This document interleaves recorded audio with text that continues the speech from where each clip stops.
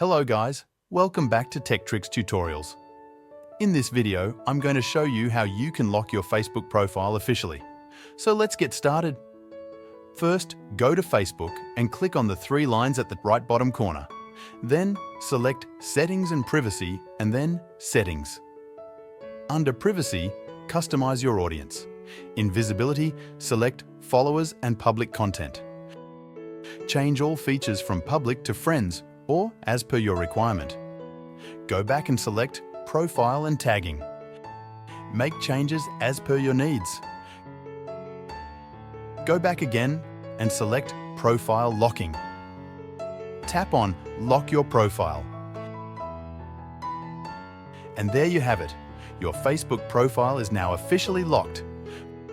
For more tech videos, subscribe to our channel and I'll see you in the next one.